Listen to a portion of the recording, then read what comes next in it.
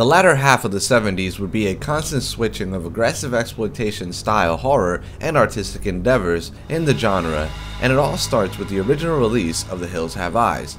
A family going on a road trip becomes stranded in the desert and soon are subjected to a fight for their lives against a small town of mutant psychopaths created by nuclear testing in the area years before. The next year will see the release of George Romero's next entry in his zombie trilogy with Dawn of the Dead. A group of survivors hold out the zombie end of days in a mall in hopes of some kind of salvation.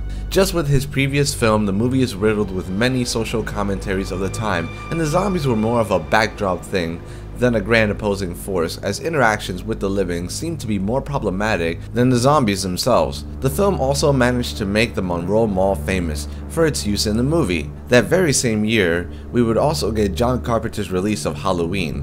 When Michael Myers, the personification of evil, escapes from a mental institution, evil is brought upon to a small town on Halloween night. While not technically starting the slasher genre, Halloween did result in spawning other films and pushing the genre alongside with the help of Friday the 13th. It was after these two films that studios started making slasher movies on a yearly basis, enough so to the point of making it a subgenre of horror.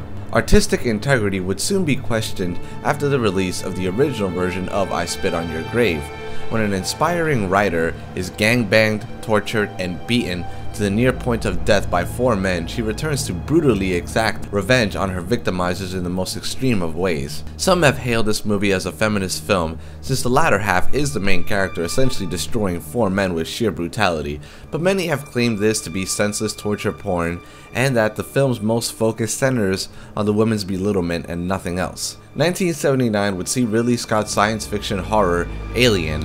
A space crew must take on an alien creature, killing all the members of the ship one by one in this claustrophobic epic, and the only way to survive is to fight, because in space, no one can hear you scream. The 70s would finally close off with the Amityville Horror. When the Lux family tries to start a new life in their new home, things go astray when they come to find out that it is extremely haunted.